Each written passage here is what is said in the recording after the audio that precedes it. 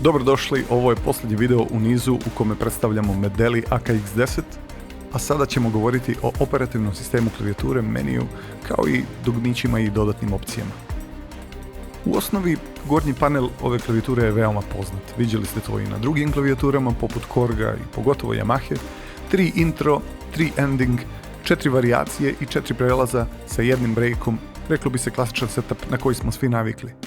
Nekima smeta kod Yamahe što prelazi nemaju posebne dugmiće, ali matematički proračunato broj klikova je manje više isti sa njima ili bez, sve zavisi da li nakon prelaza ostajete u istoj varijaciji ili menjate.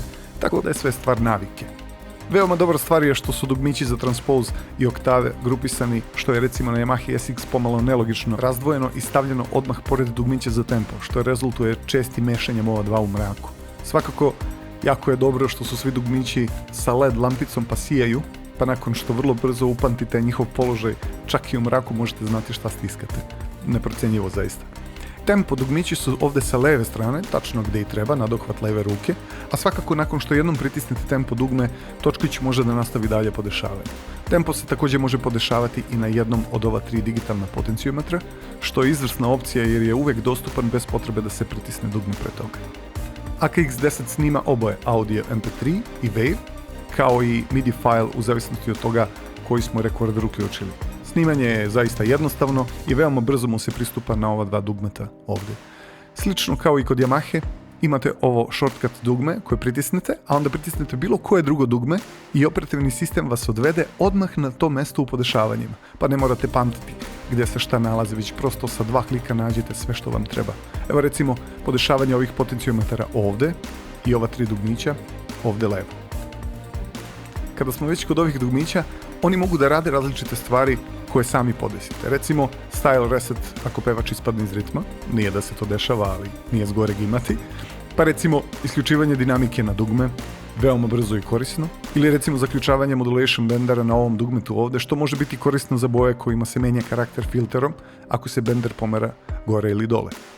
Pitch bender funkcioniše normalno kao i kod drugih klavijatura, no može se namestiti da pomeranjem na dole smanjuje desnu ruku, pa to može biti zamena za volume pedalu ako vas mrzi da je nosite. Pogotovo postaje moćna stvar u kombinaciji sa ovim dugmetom za zaključavanje modulation bendera. Iako na ova 3 digitalna potenciometra piše šta rade, a to se menja na ovom dugmetu ovdje, sve se ovo može dodatno definisati, pa tako možete imati različite opcije, recimo smanjivanjem mikrofona, pa reverba desne ruke, reverba mikrofona, filter boje, rezonancu, envelope, retrigger opcija za stil, arpeggiatori, dosta opcija ima zaista i sve vam to lepo piše ovdje gore u gornjem uglu displeja da znate gdje se tačno nalazite.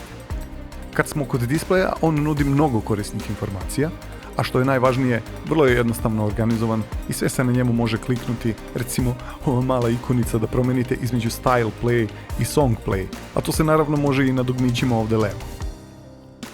U osnovi, mnogo je sitnih opcija koje otkrivate vremenom, a koje vam omogućavaju da klavijaturu prilagodite sebi maksimalno. Pritom, Medeli je poznat po tome da sluša svoje korisnike, pa je moguće uticati na njih da nam daju i više od ovoga vremenom. Za sada, mi već sklapamo listu želja šta bismo htjeli da vidimo u sljedećem updateu. AKX10 ima DSP efekt procesor, pa tako imate 2 sistemska efekta za desnu ruku i aranžer. Možete odabrati reverb i chorus ili delay. Pretpostavljam mnogi će izabrati delay jer je daleko korisniji. Ovo su send efekti, a imate i insert efekt za svaki segment desne ruke i lower, znači rate 1, 2 i 3 plus lower imaju svoj DSP efekt, a stil također ima 2 DSP efekta. Uz to i mikrofonski ulaz ima svoj DSP efekt. Efekti na AKX10 su sasvim u redu, neki su osrednji kao na primjer gitarska pojačala i distorzije, ali je tempo delay izvrstan i može biti sistemski efekt, što je izvanredna stvar, pa se može koristiti i u stilu i u desnoj ruci. Reverb je dosta dobar, chorus je odličan, kompresor onako pristojan.